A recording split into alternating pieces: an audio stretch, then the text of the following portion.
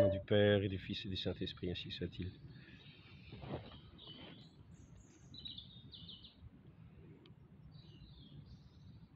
Oh là là, Dieu vous bénisse.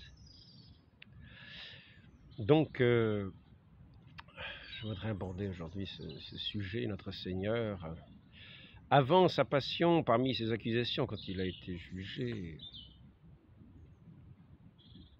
s'est fait accuser d'avoir dit qu'il rebâtirait le temple de Pierre de Jérusalem. Démolissez ce temple, a-t-il dit, en 3 jours je le rebâtirai. Saint Jean, quand il nous dit cela, nous dit qu'il parlait du temple de son corps. Mais les deux sont assez proches, les deux sont semblables. Les deux sont semblables.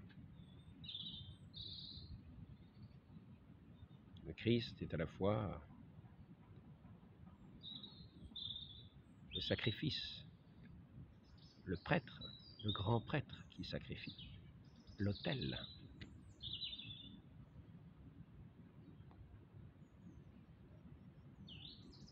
Et Dieu lui-même. Il y a ici plus que le temple, dit-il. Il parle de lui-même. Donc il s'agit bien de rebâtir le temple de Jérusalem. Ce temple de la loi ancienne va passer. Ce temple de pierre, figurez ce temple nouveau. Ce temple nouveau de cette nouvelle alliance qui était annoncé depuis l'origine. Celui qui était l'héritier de la promesse. Il serait reçu dans la foi. Dans la foi. L'héritier de la promesse. On va parler de la descendance. L'Écriture nous parle de la descendance. De la descendance de la femme qui écrasera la tête du serpent par sa victoire. À la fois sur la croix, où tous ses opposants l'ont crucifié, et par sa résurrection d'entre les morts, par son obéissance au Père, dans son obéissance jusqu'à la mort, témoignage de l'amour du Père. Le Père l'a exalté au-delà de tout.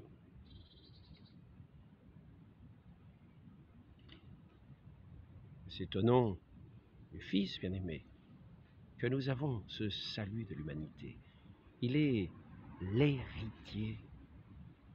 Et tous ceux qui sont unis à cet héritier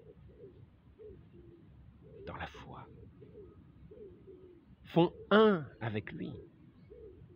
Et ainsi, à la résurrection, nous avons vu ce 3e jour, ce temple de ce corps du Christ se relever, ainsi qu'il l'avait dit. Détruisez ce temple, le 3e jour je le relèverai. Ainsi, ce temple d'Israël, dont le temple de Pierre était la figure, ce temple de notre Seigneur ressuscité,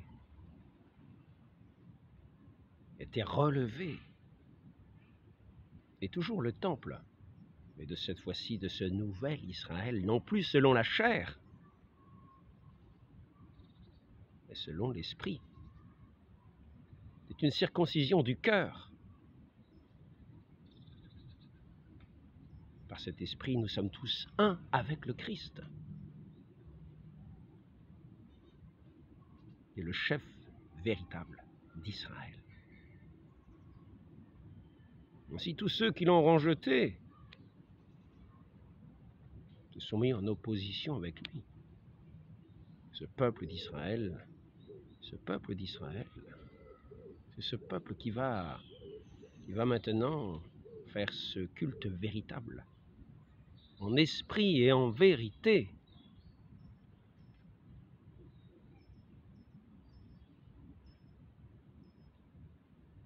Le Fils s'est offert lui-même à son Père et il nous invite à lui, unis à lui, dans son esprit de feu, à nous unir à son sacrifice, à nous offrir à lui dans ce sacrifice saint, pour être une hostie jointe à lui, à être nous-mêmes des hosties saintes. Et nous tous qui sommes joints au Christ, nous sommes des pierres de ce temple, de cet édifice spirituel, de ce temple saint.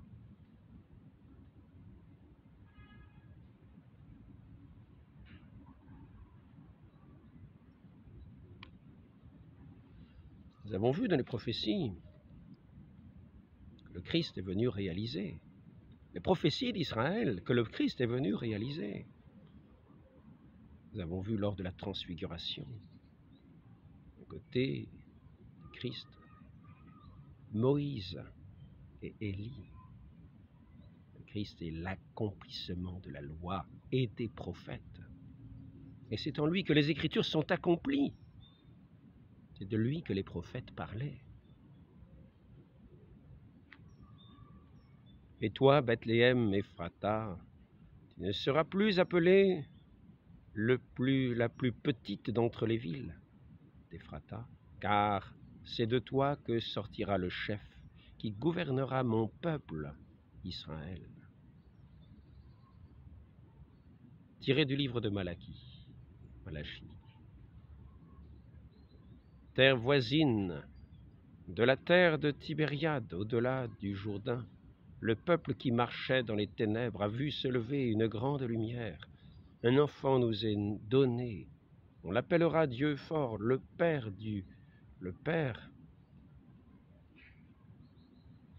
Ah, j'arrive plus à me lire. Le Père du siècle à venir. Le Prince de la paix. Tiré du livre d'Isaïe. Il annonce la justice aux nations. Il ne criera point. Voici votre roi qui vient à vous, plein de douceur, monté sur un petit d'une ânesse. Livre de Zacharie. Et ainsi, dans l'Écriture, ils ont compté mon prix, 30 pièces d'argent. Jette-les au potier. Tout cela, nous l'avons vu réaliser dans la vie du Christ. Toutes ces prophéties qui étaient annoncées et d'autres. Passion du Christ, décrite dans ce livre d'Isaïe. M'abreuve de vinaigre. Ne laisserez pas votre ami voir la corruption.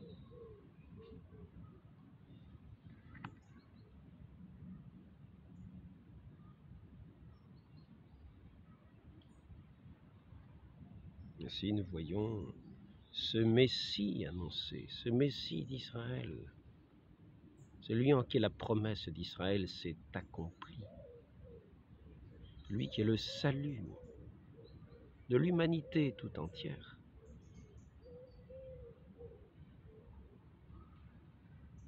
Vers qui les nations sont venues, qui sur sa croix était comme l'étendard, qui a rassemblé tout l'univers. Et ce message,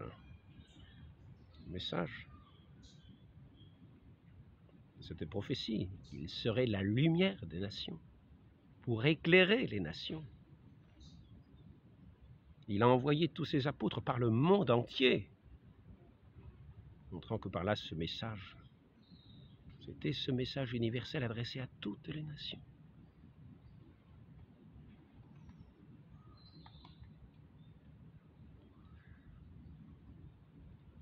Aussi, nous avons vu les ennemis de Dieu, les ennemis de celui qui est la descendance, se dresser contre ce Fils unique et bien-aimé du Père, qui s'est révélé lors de son baptême, qui a été révélé lors de sa transfiguration, dans lequel le Père a accompli des œuvres magnifiques. Le Fils les a accomplies lui-même. Saint-Esprit aussi. Le Saint-Esprit qui le guidait à travers ce désert, à travers toutes ces tentations, pour mener tous ces combats que chacun de nous avons à mener, nous qui sommes unis à son esprit, nous qui avons eu part à son esprit, à cet esprit de feu, qui dans la nuit de ce monde vient nous éclairer, qui dans les chaleurs accablantes, au milieu de ce monde de ténèbres et de péchés, dans les nuits vient nous éclairer, et dans les chaleurs, ce monde infesté de péchés nous apporte comme cette colonne de nuée qui le jour était une protection à ce peuple d'Israël en même temps qu'il le guidait. Il faisait franchir tous les obstacles, lui accorder tous les biens, tous les dons, toutes les grâces, de nourriture providentielle à travers ce désert, cette manne. Qu'est-ce que c'est? Manou, qu'est-ce que c'est? C'était cette nourriture providentielle, à la fois comme un signe et à la fois une grâce. Et nous, aujourd'hui, nous avons cette communion au milieu de ce désert du monde, cette communion, ce pain quotidien qui nous est donné dans le saint sacrement de la messe, où le Christ, lui qui est la sainte hostie, qui est le prêtre, qui est l'autel, et qui est Dieu, uni au Père. Ce sacrifice est offert tous les jours. Nous nous joignons à lui. Et nous sommes nourris de cette grâce, de cette bénédiction de Dieu, que le Fils nous a acquise par le sang de sa croix, par son obéissance jusqu'à la mort. Nous qui étions les enfants de colère et de désobéissance, héritiers d'Adam, séduits par Satan, le prince de ce monde, le persécuteur du Christ.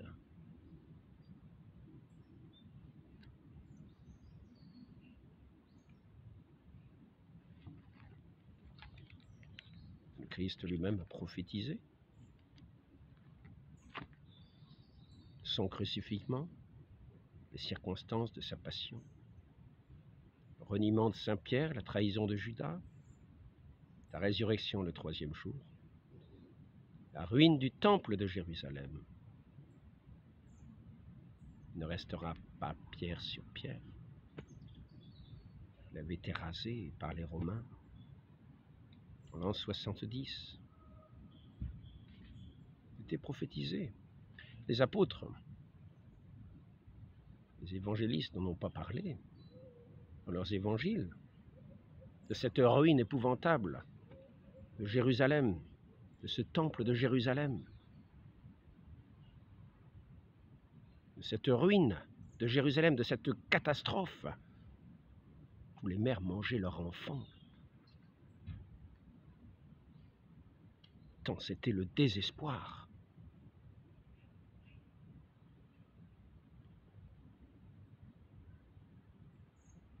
Les évangiles avaient été écrits après, il en aurait été question d'une si grande catastrophe, d'un si grand désastre.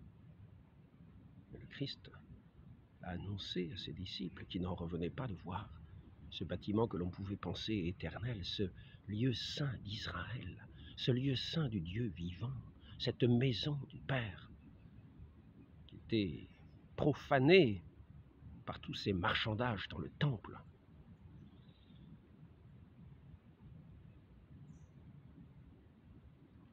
Cette maison est une maison de prière, vous en avez fait une maison de commerce.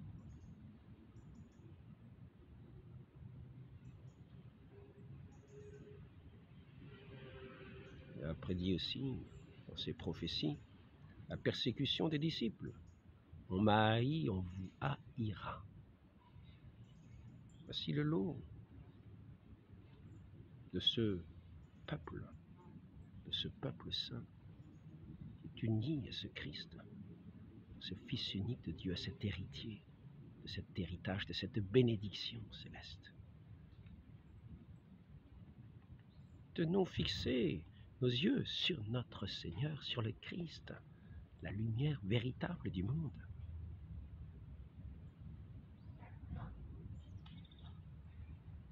Ayons le courage de la vérité. Ne craignons pas les attaques du monde, ne craignons pas les on-dit du monde, ne craignons pas les persécutions du monde si nous ne voulons pas être esclaves du monde. Car si nous taisons la vérité pour ne pas déplaire au monde, nous serons les esclaves de celui que le Christ a vaincu, le monde. Le Christ a vaincu le monde. Ne soyons pas les esclaves du monde, soyons la suite de notre Dieu qui nous a ouvert le ciel.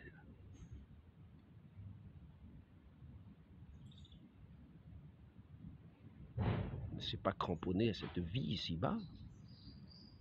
Ici-bas, il a fait les œuvres du Père. Cette œuvre excellente du Père, de la vérité, non pas du mensonge.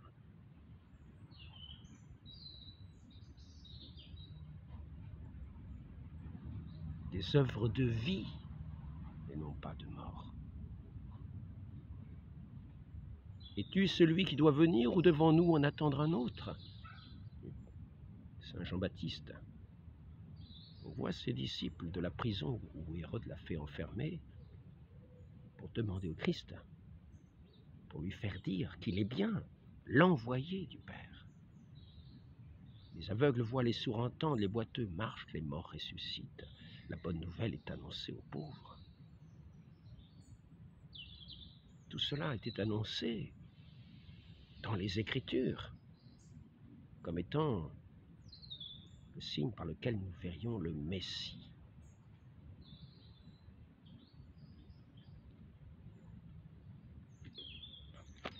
Au lieu de cela, les ennemis du Christ ont voulu bâtir un nouveau temple.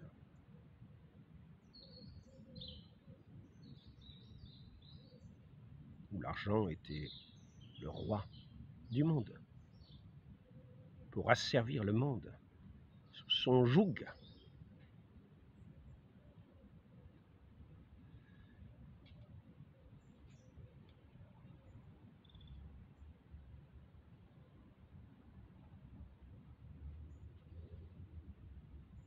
Nous aurons un gouvernement mondial, que cela plaise ou non.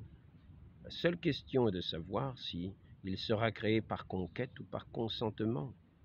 Voici le projet de ceux qui veulent bâtir ce nouveau temple.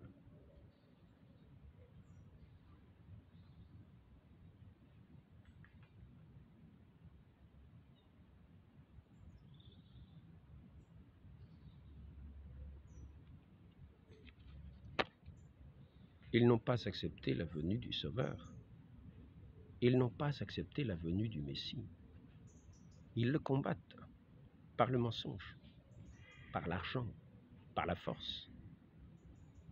Et nous, notre arme, c'est la vérité. Si nous sommes unis au Christ par la force de son esprit, témoignant de la vérité, par la foi que nous avons en lui, nous sommes vainqueurs du monde, pourvu que nous ayons la foi.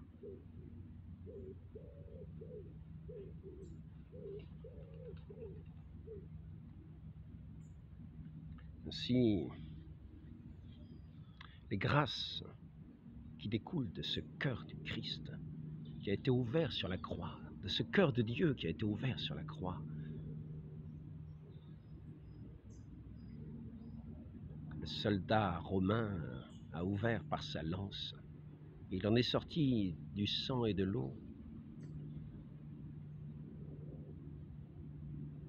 C'est ce fleuve immense, c'est ces canaux de grâce que l'Église nous fait connaître comme étant aussi les sacrements de l'Église. Tous ceux qui touchent à cette eau sainte seront guéris, nous est-il dit.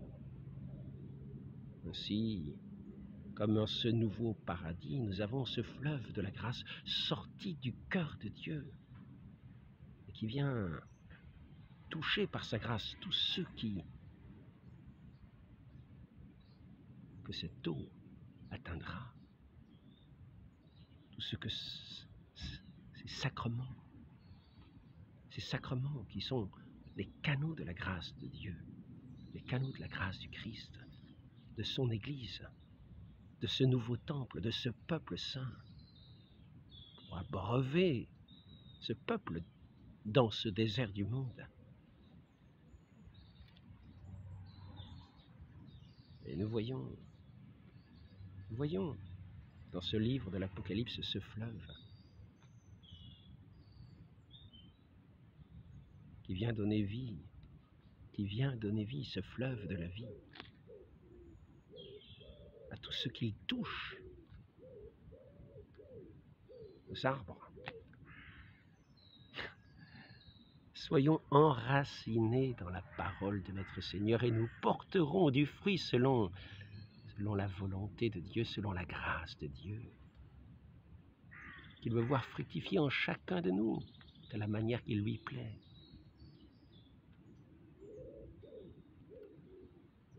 Menons ce bon combat de la fidélité. Menons ce bon combat de la fidélité. Si nous n'avons pas le don de prophétie, ayons le don de la fidélité, de ces paroles de vérité, de ces paroles de Dieu lui-même.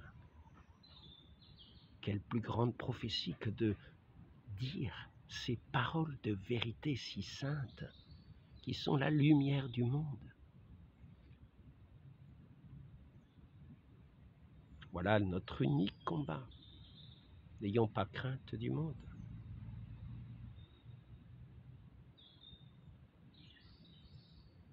N'ayons pas le désir du monde.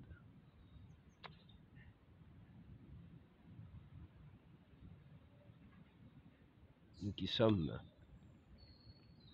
en union avec celui qui est l'héritier, avec qui nous ne formons qu'un seul corps, ce nouvel Israël, cet Israël de Dieu, à travers le monde entier.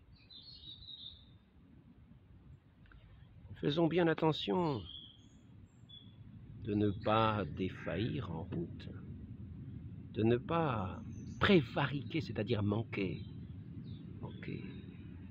à de si grandes grâces, à de si grands desseins de Dieu, pour nous faire les alliés des ennemis du Christ, car les châtiments sont bien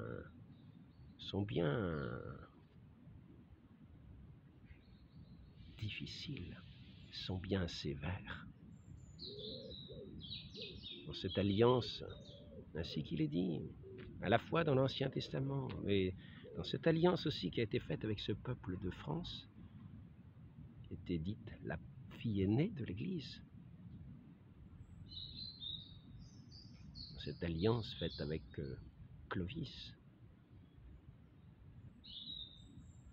chaque fois que nous serions fidèles, nous grandirions sous les yeux de Dieu. À chaque fois que nous serions infidèles, nous serions châtiés sévèrement. Je voudrais lire un passage du livre d'Isaïe qui est remarquable et qui semble peut-être nous concerner aujourd'hui.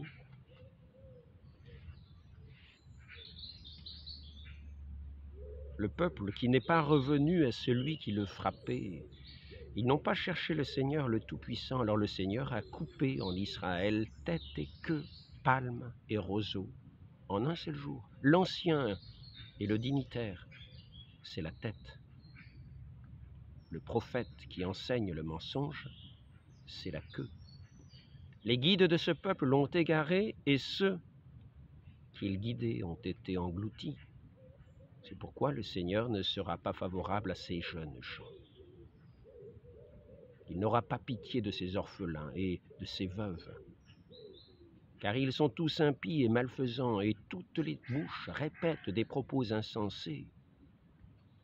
Mais avec tout cela, sa colère ne s'est pas détournée, et sa main est encore étendue. Car la méchanceté brûle comme un feu qui dévore, épine et ronce, et enflamme les taillis de la forêt, tandis que s'élèvent des colonnes de fumée. Par l'excès de la colère du Seigneur, le Tout-Puissant, le pays est ébranlé et le peuple devient comme la proie du feu. Nul n'épargne son frère. On taille à droite ou encore on a encore faim. On dévore à gauche et l'on n'est pas rassasié. Chacun dévore la chair de son bras. Manassé dévore Éphraïm, Éphraïm Manassé. Ils s'unissent contre Juda et avec tout cela, sa colère ne s'est pas détournée et sa main est encore étendue.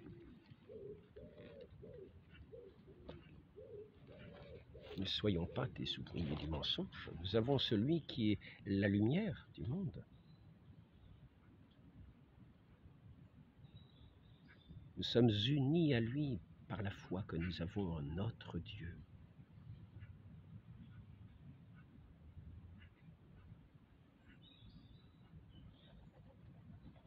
Et cette Église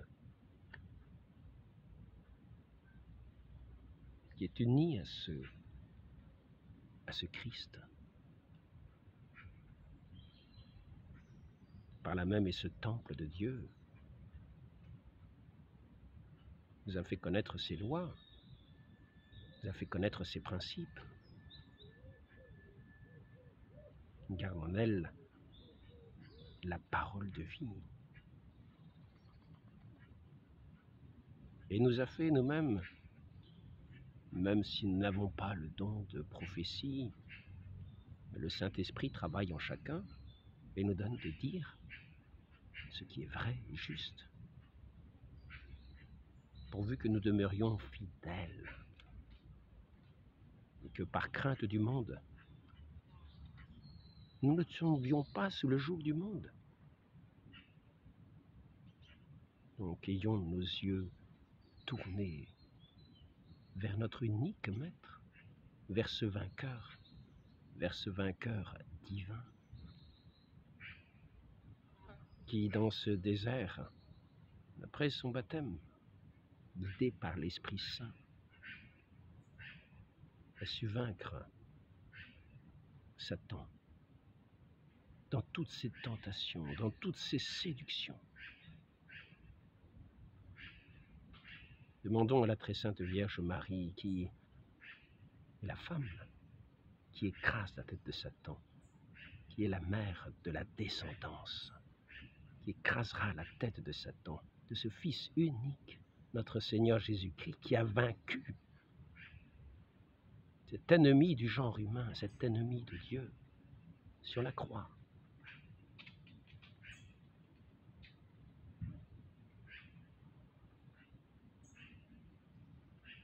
Mais qui a fait éclater sa gloire à la résurrection. Demandons à cette mère si sainte, dont nous fêtons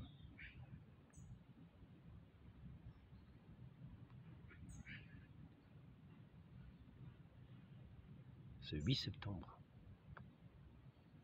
de ses plus belles fêtes. Demandons-lui cette grâce de demeurer avec celui qui est sa descendance et l'héritier de toutes les bénédictions de Dieu, dans la fidélité à notre Dieu, pour être ce peuple saint qui passe au travers de ce monde sans être du monde, ce nouvel Israël.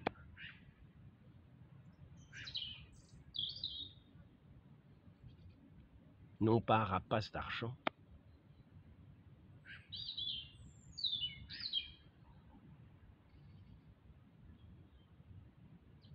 mais de ces grâces divines qui sortent de cette bouche, de ce Verbe divin, dont il est venu nous combler, nous rassasier. Qu'il triomphe en nos vies, qu'il triomphe en nos cœurs, qu'il triomphe en nos esprits, qu'il triomphe en nos âmes. Et que tous ceux qui ont des oreilles pour l'entendre, même par nos paroles, puissent être touchés comme par ces paroles de ce fleuve de vie. Demandons cette grâce à la très sainte Vierge Marie, de cette fidélité, de ne pas céder à la peur devant le monde, à la crainte devant le monde, de demeurer dans la fidélité, dans l'espérance, dans cette charité de ce feu ardent que Dieu est venu allumer sur cette terre.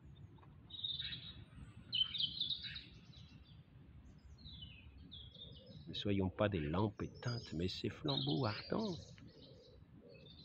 pour éclairer au jour de Dieu cette terre qui était, comme il était dit,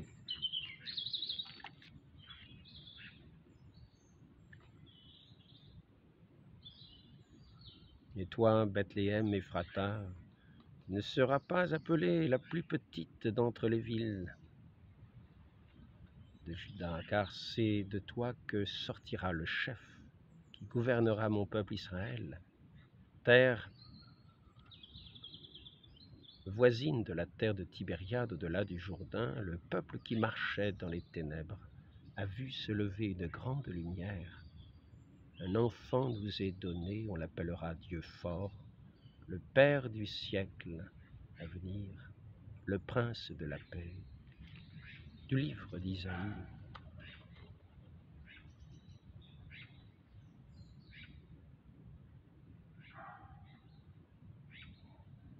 Gardons cette foi en notre Dieu. Ne mettons pas la lampe sous le boisseau. Soyons, comme le Christ nous le dit, ce sel de la terre et cette lumière du monde, ainsi soit-il. Au nom du Père et du Fils et du Saint-Esprit, ainsi soit-il.